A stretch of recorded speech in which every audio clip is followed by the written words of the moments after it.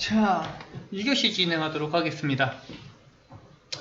2교시도 이 뇌의 간접 손상과 관련된 내용들을 다뤄볼까 하는데요.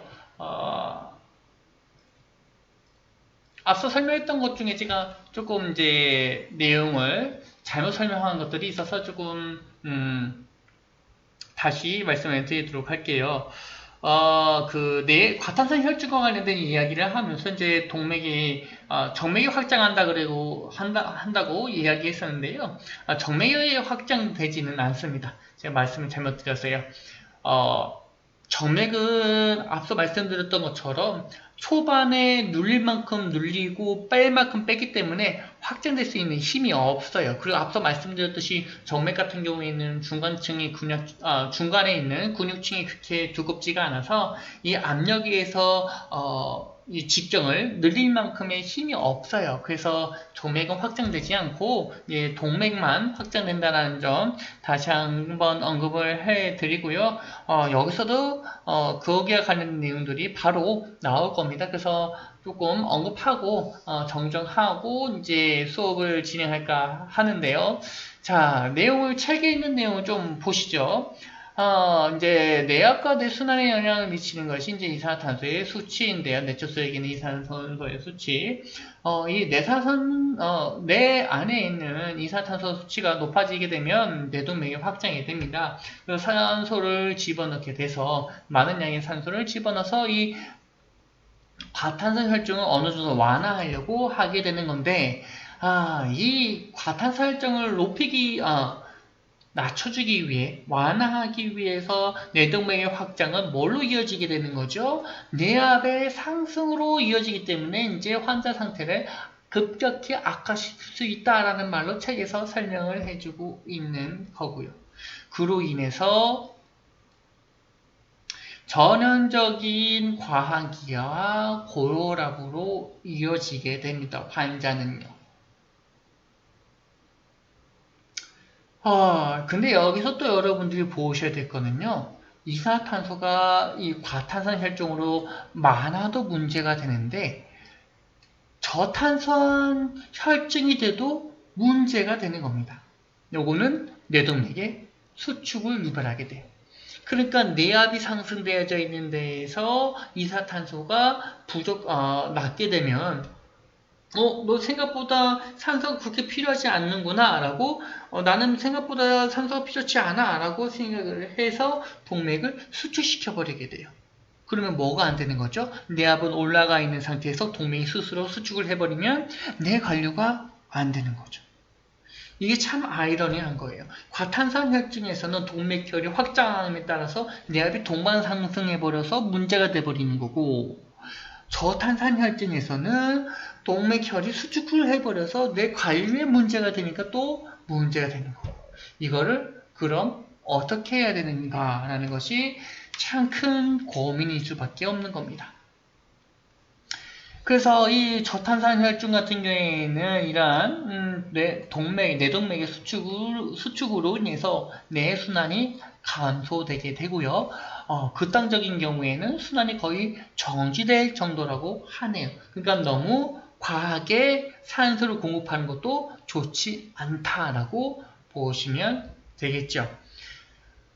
그렇기 때문에 여러분들이 처치를 할 때는 어떻게 하느냐? 탄소의 농도를 정상 상태에 유사하게 유지해달라. 우리가 알고 있는 EtCO2의 정상 범위에 맞도록 산소를 공급해 주시면 됩니다.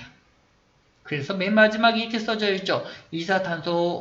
호기만 이산탄소 분화 측정기가 머리순환 환자의 환기를 제공하는 할 때 필수적인 이유. EtCO2의 농도를 보면서 환자에게 적절한 과탄산 혈증도 만들지 않고 저탄산 혈증도 만들지 않기 위해서 적절한 산소 공급량을 유지해주기 위해서 이 EtCO2를 측정해 주셔야 된다. 라는 점 꼭 기억해 주셔야 됩니다. 요거는 머릿속에 박아 넣으셔야 돼요. 이 부분. 위에 있는 내용도 너무나 중요한데요. 앞서 그 전 시간에 얘기했던 내용들도 너무 중요한데 지금 하고 있는 내용도 정말 중요한 내용 중에 하나입니다. 그래서 과해서도 안 되고 너무 적어서도 안 되는 이 탄산의 농도를 적절하게 유지하기 위해서는 ETCO2가 꼭 필요하다. 그래서 머리 손상 환자에서는 ETCO2를 확인할 수 있는 방법으로 화학기를 적용하라는 것이 정답이 되겠죠. 자, 그 다음에 보셔야 될 거는 이제 지금까지 얘기했던 거는 이제 뇌만 관련된 내용이죠. 뇌에서만 일어난 상황들에 대해서 설명해 준 거라면 뇌 손상뿐만 아니라 앞서 얘기했듯이 다발성 손상이 일어날 수 있잖아요. 그죠? 골반뼈가 부러진다거나 대퇴뼈가 부러진다거나 혹은 뭐 총상에 맞았거나 이런 환자들. 머리에 총 맞고 가슴에 총 맞은 환자. 이런 사람, 우리나라에서는 별로 없겠지만 예를 들게 되면 그런 환자들이 발생할 수도 있겠죠. 그죠? 그래서 거기에 관련된 내용들이 이제 나올 건데 이제 정신적인 문제 머리 말고 정신적인 문제는 이제 저혈압이다라고 저혈압과 저항기다라고 이야기해주고 있죠. 그래서 저혈압 같은 경우에는 가뜩이나 이 뇌 관리를 유지할 수 없는 악화된 뇌 손상 환자에게서 더욱더 뇌 관리를 유지할 수 없도록 만들어지게 할 수 있다는 점이 있어서 좀 위험한 환자의 상태라고 보시면 좋을 것 같고 그래서 뇌의 저관류에 의해서 뇌의 저산화질산증을 유발한다 뭐 이런 얘기했는데 솔직히 이거는 뭐 그냥 안 보셔도 좋습니다. 앞서서 얘기했던 내용이랑 겹치기 때문에 여러분들이 뭘 봐야 되느냐 저혈압을 보셔야 됩니다. 뇌 손상이 있는 환자에게서 저혈압이 동반되어져 있다면 여러분들은 이제 어떻게 처치해야 되는지도 알고 계셔야 돼요. 자, 이러한 증상 같은 경우에 뇌 손상의 전중도와 사망률을 증가시킬 수밖에 없겠죠. 당연히. 이거는 뭐 그냥 생각할 필요도 없어요. 머리 하나 다친 거랑 골반이랑 머리 두 개 다친 거랑 어떤 게 더 심하겠어요? 당연히 두 개 다 다친 게 더 심하겠죠. 거기에 저하라까지 있잖아요. 그죠? 이거는 뭐 생각해 볼 고민할 필요가 없는 내용들이에요. 뭐 이런 의학적인 지식이 없더라도 일반인들도 당연히 생각하죠. 한 대 다친 것보다 두 개 다친 게 더 심각한 거잖아요. 그죠? 그렇게 이해하셔도 제가 볼 때는 큰 문제가 되진 않아요. 근데 여러분들은 환자를 다뤄야 되는 전문가가 되실 분들이기 때문에 의학적인 지식이 베이스가 되어야 된다. 기반이 되어서 환자를 처치해야 된다. 라는 점 때문에 이렇게 자세히 배우고 있는 겁니다. 저혈압이 왜 위험한지. 앞서 얘기했듯이 뭐 일반인들 하나 다친 거에 두 개 다친 게 더 위험하지 이렇게 생각하면 안 되고 저혈압이 왜 뇌 손상 환자에게 뇌 손상 환자에게 더 악화된 상황을 유발하는지 의학적으로 알고 계셔야 된다라고 보시면 되는 거죠. 그래서 이게 또 돌고 돌아 또 첫 번째 해야 되는 얘기. 이제 그래서 해고 생략을 잘 알고 계셔야 되는 거예요. 뇌 같은 경우에는 산소와 에너지가 즉각적으로 빠르게 사용되어야 되는데 그거를 위해서는 내 관리압이 어느 정도 유지해줘야 되는 거고 어느 정도의 동맥혈이 돌고 있어야 되는데 그게 뇌압으로 인해서 방해되고 있고 그리고 다른 데서 또 피가 나고 있어요. 그러면 당연히 뇌로 가야 되는 혈액의 양은 현저히 떨어질 수밖에 없겠죠. 내 손상 하나만 있는 것보다. 그죠? 그렇게 생각해 주셔도 좋을 것 같습니다. 자, 그 다음에 있는 내용을 보실 건데요. 그래서 여러분들은 이제 다발성 손상 환자를 보실 때 머리 손상이 의심되고 그리고 저혈압이 의심되는 환자 1차 평가, 2차 평가까지 딱 해서 환자가 확실하게 뇌손상과 저혈압이 있다라고 했을 경우에는 혈압의 수준을 적극적으로 유지하는 것. 이 혈압의 수준이라고 하게 되면 출혈과 쇼크, 저혈 쇼크 혹은 다른 쇼크에 있어서는 이 시스톨릭 수축기 혈압을 80 이상으로 유지해달라고 했죠. 80으로 유지해주면 됩니다. 그 아래는 안 되고 80으로 유지해달라라고 얘기했지만 이 뇌손상이 동반된 저혈압 환자는 이 혈압의 수준을 조금 더 높여줘야 합니다. 아마 거기에 대한 기준치는 뒤쪽에서 나오겠죠. 자, 그 다음에 이제 저산소증과 관련된 내용들이 있는데, 이 저산소증 같은 경우에는 앞서 얘기를 했듯이, 내압이 증가함에 따라서 동맥혈이 수축하게 되고, 또 다시 심장이, 혈압을 높이게 되고, 또 혈압이 높아져서 내압이 높아지니까 동맥혈이 또 수축해서 저산소증이 뇌에서 일어나게 된다. 기본적으로도 뇌는 저산소증이 일어나고 있었을 거예요. 최악의 상황, 점점 더 악화되는 상황에 있어서는. 그런데 앞서 얘기했던 것처럼 환자가 가슴에 총상을 입었다던가 혹은 다른 뇌까지 질병이 천식이 있어서 이런 원인에 의해서 이제 저산소증이 동반된 환자라면 머리 손상의 주중도를 당연히 높일 수밖에 없습니다. 가뜩이나 뇌에서도 동맥혈이 부족해서 저산소증이 일어나고 있는데 우리 몸 자체 내에 호흡을 제대로 쉴 수 있는 시스템이 망가져가지고 전신적인 저산소증이 일어나고 있다. 그러면 당연히 뇌에 있는 뇌를 보내야 되는 산소량도 같이 동반돼서 줄어들 수밖에 없는 거예요. 이거는 그냥 상식적인 이야기인 거죠. 어렵지가 않습니다. 그죠? 이 책에 있는 내용만 봤을 때는 그쵸? 그렇게 어렵지가 않아요. 네. 특히 여기서 보셔야 될 거는 이제 중추신경계 조직 같은 경우에 양호한 산소화 상태에 매우 의존적이기 때문에 이게 뭔 말이냐? 산소가 부족하면 바로 죽는다. 이렇게 보시면 돼요. 이걸 뭘로 같이 연결 지으시면 되냐면 심폐소생술과 같이 연결 지으시면 됩니다. 여러분들 심폐소생술 배우실 때 그래프를 아마 떠올려 주시면 좋을 것 같아요. 심폐소생술 했을 때와 안 했을 때 그때 4분 안에 AED 전기 충격을 시작을 줬을 때의 그 생존율 차이점을 보시게 되면요. 뇌 같은 경우에는 4에서 6분 요 사이에 죽기 시작한다라고 얘기를 했었죠. 4에서 6분이에요.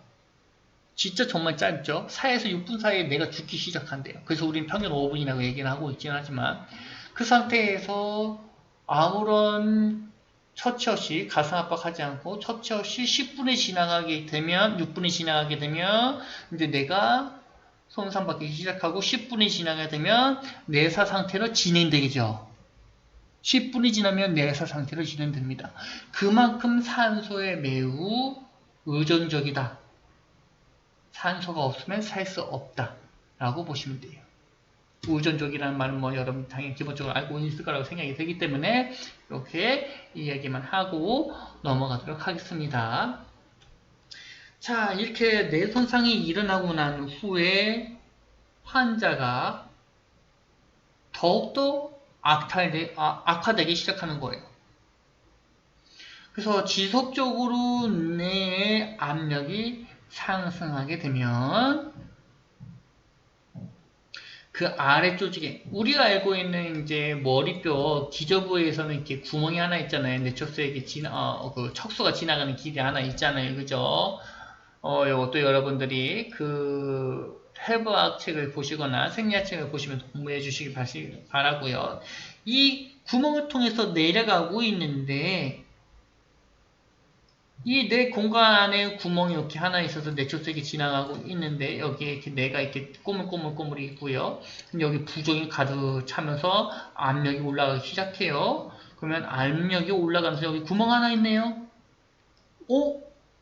빠져나갈 길이 있네. 그러면 뇌 조직이 탈출하기 시작하는 거예요. 나 이제 압박받기 싫어.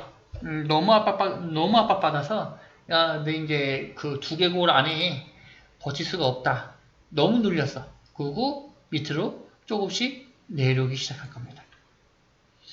이 내려오는 것 자체가 문제되지는 않죠. 문제되는 건 뭐예요? 내려왔을 때 그 아래에 있는 조직이, 아래에 있는 장기가 생명을 유지하는 장기들로 되어져 있다라는 것입니다. 자, 그래서 여기에는 이제 네 번째 주까지는 이제 밀려나는 상황에 대해서 이야기해주고 있는 거고요. 요거는 그냥 보고 넘어가 주세요. 여러분들이 보셔야 될 거는 요겁니다. 여기서부터 보셔야 돼요. 자, 앞서 얘기했듯이 머리 내에 있는 구조물들은 다 두개골 안에, 머리뼈 안에 있어야 돼요. 근데 그 압력이 너무 크다 보니까 조금씩 구멍으로 빠져나오기 시작하게 되는 거죠. 그럼으로 인해서 혈액공급과 뇌 조직 자체를 손상입히게 되는 거죠. 그 아래 원래 있었던 것들은 위에서 밀려당에 따라서 중간에 껴가지고 압박받게 되잖아요. 그죠? 그러므로 인해 이제 손상을 받기 시작하게 되는 거죠. 요때 압력받는 장기들 같은 경우에는 내주기 상부, 그 다음에 뭐 하부, 그 다음에 뭐 연수 같은 것들이 쭉 있긴 하지만 여러분들이 보셔야 될 내용은 환자의 증상입니다. 왜냐? 여러분들이 현장에서 환자를 보실 때 여러분들 눈이 저는 이제 가끔씩 많이 얘기하는 것 중 하나인데 엑스레이나 CT가 아니잖아요. 그죠? 내가 얼마큼 눌러와 있는지 내려와서 얼마큼 눌리고 있는지 볼 수가 없어요. 눈으로. 그렇다면 여러분들이 보셔야 될 건 뭐냐? 환자의 증상과 증후, 구구, 신체 건진인 거죠. 구토 증상이 있고 의식의 수준의 변화가 있고 동공 확대 등의 증상들을 유발할 수 있다라는 거. 그리고 요게 대후두공을 통해서 큰 뒤통수구멍을 통해서 순뇌까지 밀어낸다면 호흡, 혈압, 심박수의 장애까지 초래된다라는 점. 요거를 쭉 알고 계시면 좋을 것 같고요. 그 다음에 있는 내용을 조금 진행을 해 봅시다.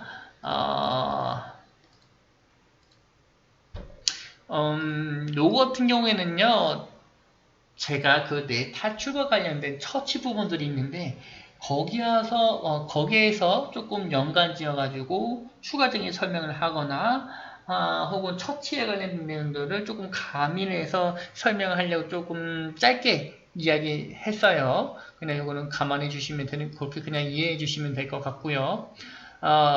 이제 여러분들이 보셔야 될 것들은, 실질적으로 여러분들에게 중요한 손상의 진행과 증상 및 징후의 발생입니다. 우선적으로 뇌 손상이 일어나게 되면 간접 손상이 아니라 지적 손상에서도 뭐가 일어나느냐? 의식 수준의 변화, 의식이 소실될 수도 있는 거고요.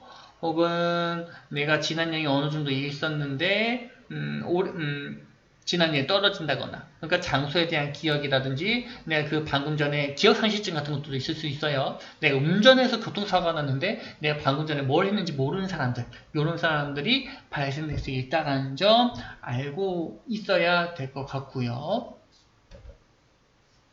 자, 이 책에 있는 내용들은요, 이런 이제 의식 수준의 뿐만 아니라 여러 가지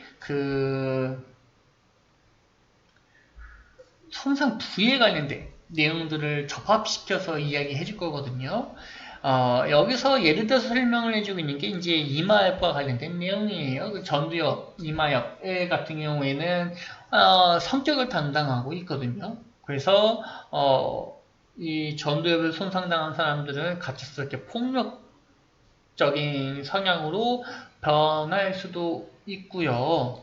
뒤통수역 같은 경우에는 시력을 담당하기 때문에 갑자기 복시가 생긴다거나 혹은 잘 안 보인다거나 시력이 이제 명확하지 않는다거나 흐릿하게 보인다거나 뭐 그런 것들이 생길 수도 있는 거고, 축두협에서는 당연히 이제 그 청각을 담당하고 있으니까 뭐 그런 것들이 나타날 수도 있겠죠, 그죠?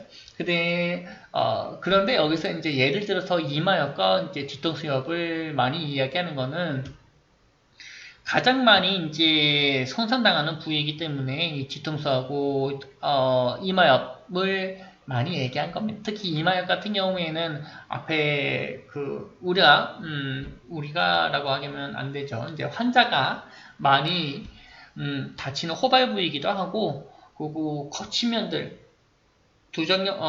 두정골보다 앞에 있는 이마골이, 이마뼈가 좀 더 거친 면들이 많아서 손상을 좀 쉽게 입을 수 있다는 점, 뭐 그런 것들 때문에 이제 예시로 이마엽을 이야기한 거고, 이제 뒤통수 같은 경우에는 이 전두엽을 다치게 되면 반충격으로 이제 뒤통수를 내가 이제 뒤쪽으로 이동하면서 뒤통수 뼈에 충격을 가하기 때문에 반충격으로 인해서 그런 것 때문에 이제 이 두 가지를 이제 같이 이야기해주고 있는 거고, 그다음에 기억상실증에 대해서 방금 제가 설명해 드렸었죠. 그래서 역회성 기억상실증이라든지 뭐 장년성 기억상실증 그런 것들 알고 계시면 좋을 것 같고요. 뭐 지난해 또 방금 전에 여기서 설명을 해드렸기 때문에 이야기하지 않아도 될 것 같고요. 요 같은 경우는 이제 이마약과 관련돼서 연관지어서 설명을 드렸기 때문에 그냥 보고 넘어가 주셔도 좋을 것 같고, 요거 마비와 관련된 것들도 조금 보실 필요가 있습니다. 뇌 같은 경우에는 좌우 뇌가 반반씩 신체를 관여하고 있기 때문에 편충마비에 대해서 처음에 써주고 있는 거고요. 대부분 척수 부분에서의 이제 손상이 일어나게 되면 이제 그 위아래 제가 설명할 때 이렇게 얘기를 하거든요. 뇌 위쪽에서 뇌에서 발생된 문제로 인해 마비가 왔다라고 했을 경우에는 좌측과 우측이 틀리다. 그래서 뇌졸중 같은 걸 많이 이야기하죠. 그래서 뇌졸중 같은 경우에는 좌우측이 좀 틀려지게 되니까. 그리고 이제 척수 문제 같은 경우에는 위아래 뭐 배꼽 T1, T10이다. 혹은 뭐 T4다. 혹은 T3다. 뭐 이럴 때 양쪽 팔에 힘이 떨어진다거나 혹은 허리 아래쪽으로 배꼽 아래쪽으로 감각이 없고 그 위쪽은 감각이 있고 뭐 이런 것들은 이제 척수와 관련된 내용들이 문제일 가능성이 손상일 가능성이 높겠죠.